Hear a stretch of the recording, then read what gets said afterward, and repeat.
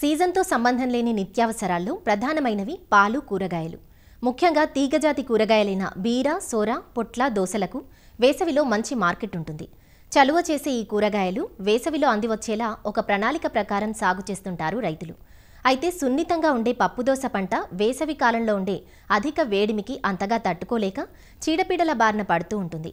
వేసవి పప్పుదోసను ఆశిస్తున్న చీడపీడలు నివారణకు పాటించాల్సిన సస్యరక్షణ యాజమాన్యం గురించి సూచిస్తున్నారు సంగారెడ్డి జిల్లా జహీరాబాద్ డిడిఎస్ కృషి విజ్ఞాన కేంద్రం సస్యరక్షణ శాస్త్రవేత్త ఎన్ స్నేహలత. ప్రస్తుతం తీగజాతి పంటల్లో చూసుకున్నట్లయితే తక్కువ కాలంలో వచ్చే పంట దోస. అయితే ఈ దోసలో మనం 2 రకాలు చూడవచ్చు. ఒకటి కూర దోస, దాన్నే పప్పు దోస అని అంటాము. ఇంకొకటి పచ్చి దోస అనేది ఉంటుంది. దోస ముఖ్యంగా ఏంటంటే 2 కాలాల్లో మనం సాగు చేస్తూ ఉంటారు రైతులు. వర్షాకాలంలో జూన్, జూలై వరకు విత్తుకుంటారు. అలాగే ఎండాకాలంలో కూడా డిసెంబర్ నుంచి మార్చ్ మాసం వరకు కూడా సాగు చేస్తూ ఉంటారనమాట. ముఖ్యంగా ఈ దోస పంటలో చూసుకున్నట్లయితే మనకి 2 నుంచి 4 ఆకులున్న దశలో గనక గమనించకపోతే ఏంటంటే మొగ పువ్వులు ఎండాకాలంలో ఏంటంటే ఎండ ఎక్కువ ఉండడం వలన మొగ పువ్వులు వచ్చే అవకాశం ఉంటుంది. కాబట్టి ముందుగానే ఇది గమనించుకొని మనం 2 నుంచి 4 ఆకులు ఉన్న దశలో బొరాక్స్ అనేది తర్వాత మనకి ఇథరిల్ అనేది కూడా ఒక 0.3 గ్రాములు 20 లీటర్లలో కలిపి పిచికారీ చేసుకున్నట్లయితే ఎక్కువ మటుకు ఆడపువ్వులు వచ్చే అవకాశం ఉంటుందన్నమాట. ముఖ్యంగా వీటిల్లో చీడపీడలు చూసుకున్నట్లయితే ఎక్కువ మటుకు మనకి రసం పీల్చుడు పురుగులు వస్తూ ఉంటాయి. అవేంటంటే మనకి పేనుబంక ఒకటి, తెల్లదోమ ఒకటి, తామర పురుగు వస్తూ ఉంటుంది. ఇంకా పండు ఈగ అనేది చాలా ఎక్కువ ఉధృతిలో కూడా వస్తూ ఉంటుంది. తర్వాత దీంట్లోనే మనకి తెగుళ్ళు చూసుకుంటే బూడిద తెగుళ్ళు, బూజు తెగుళ్ళు అనేవి వస్తూ ఉంటాయి అన్నమాట.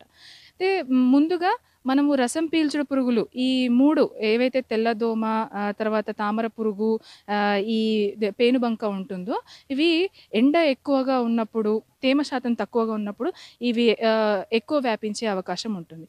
ఇవన్నీ కూడా ఏంటంటే ఆకుల అడుగు భాగా నుండి రసం పీల్చడం ద్వారా ఆకులు అనేవి పచ్చగా అయిపోయి ఎండిపోయి రాలిపోవడం అనేది మనం గమనించవచ్చు. ఒక్కోసారి వీటి ఉద్రిక్తత ఎక్కువ ఉంటే మాత్రం దాదాపు 65 నుంచి 70% నష్టపోయే అవకాశం ఉంటుంది. ఇంకొకటి ఏంటంటే తామర పురుగు వల్ల వైరస్ అనేది ఒక చెట్టు నుంచి ఇంకొక చెట్టుకి వ్యాపించడం వలన వీటిని మొవ్వు తెగులు అని అంటారు. చెట్టు అనేది ఎక్కువగా విస్తీర్ణం కాకపోవడము, ఎదుగుదల అనేది ఆగిపోవడం అనేది గమనించవచ్చు అనమాట. అయితే వీటి నియంత్రణకు మనకి ముందు నుంచే మనం పాటించవలసింది ఏంటంటే 25 నుంచి 30 జిగురా కట్టలు, తెల్లవి, నీలిరంగువి, అట్లనే పచ్చవి, ఇవి అక్కడక్కడ అమర్చుకున్నట్లయితే కొంతవరకు ఈ పురుగు ఉద్రిక్తత తగ్గించుకోవచ్చు. అలాగే జీవ నియంత్రణ పద్ధతులైన బెవేరియా బ్యాసియానా 5 గ్రాములు లీటర్ నీటికి కలిపి పిచికారీ చేసుకోవచ్చు, లేదా వర్టిసిలియం లెకాని కూడా పిచికారీ చేసుకోవచ్చు. ఇంకొకటి ఏంటంటే పురుగు ఉద్రిక్తత గనక ఒకవేళ ఎక్కువగా ఉంటే మాత్రం అప్పుడు ఇమిడాక్లోప్రిడ్ 0.3 ml లేదా యాసిటామిప్రిడ్ 0.3 గ్రాములు లీటర్ నీటికి కలిపి పిచికారీ చేసుకున్నట్లయితే సమగ్రవంతంగా ఈ పురుగును మనం నివారించుకోవచ్చు.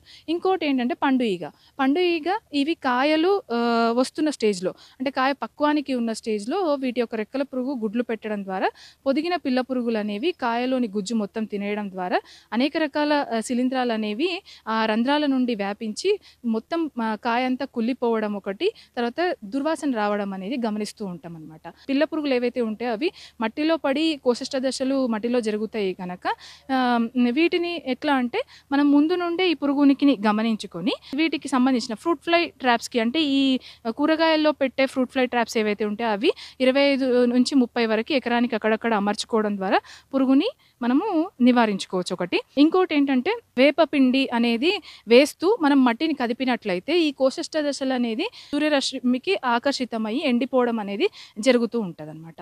అలా కూడా నివారించుకోవచ్చు. 100 గ్రాముల బెల్లము, 100 ml మలాతియాను 10 లీటర్ల నీటిలో కలిపి అక్కడక్కడ మనము గిన్నెలలో పోసుకొని పెట్టుకున్నట్లయితే పండు ఈగ రెక్కల పురుగులు ఏవైతే ఉంటాయో ఆకర్షితమై పడిపోవడం ద్వారా కూడా మనం నియంత్రించుకోవచ్చు. తెగుళ్ళు చూసుకున్నట్లయితే వీటిలో బూడిద ఇంకా బూజు తెగులు చాలా ఎక్కువగా వస్తూ ఉంటాయి. బూజు తెగులు ఏవైతే ఉంటాయో ఆకుల అడుగు భాగాన మనకి పౌడర్ మాదిరిగా ఏర్పడుతూ ఉంటది. అలాగే ఆ ఆకుల పైన ఏంటంటే పచ్చగా అయిపోయిన మచ్చలు ఏర్పడడం జరుగుతుంది.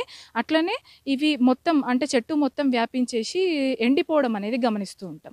అదే బూడిద తెగులు తీసుకున్నట్లయితే అడుగు భాగాన, పై భాగాన 2 వైపులా మనకి పౌడర్ అంటే బూడిదలాగా మచ్చలు ఏర్పడుతూ అంటే రౌండ్‌గా మచ్చలు ఏర్పడుతూ ఉంటాయన్నమాట.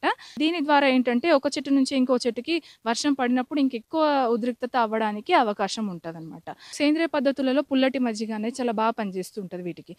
12 లీటర్ల పెరుగు తీసుకొని దాంట్లో ఒక 100 గ్రాముల శొంఠి, 50 గ్రాముల ఇంగువ అనేది ఏసేసి ఒక వారం పాటు అలా పెట్టాలి. రోజు కలుపుతూ అట్లా పెడుతూ ఉంటే అది పులిసిపోతూ ఉంటదనమాట. తరువాత దాంట్లో ఒక 10 లీటర్ల జీవామృతం ఉంటే దాంట్లో కలిపేసుకొని 100 లీటర్ల నీటిలో కలిపి పిచికారీ చేసుకున్నట్లయితే ఒక ఎకరానికి ఇది ఒక 2-3 సార్లు పిచికారీ చేసుకున్నట్లయితే సమగ్రవంతంగా దీన్ని నివారించుకోవచ్చు. ఇది ఏయలేము అని అనుకున్నప్పుడు రెడోమిల్ గోల్డ్ అనేది 2 గ్రాములు 1 లీటర్ నీటికి కలిపి పిచికారీ చేసుకున్నట్లయితే తెగుళ్ళని కూడా మనం సమగ్రవంతంగా నివారించుకోవచ్చనమాట.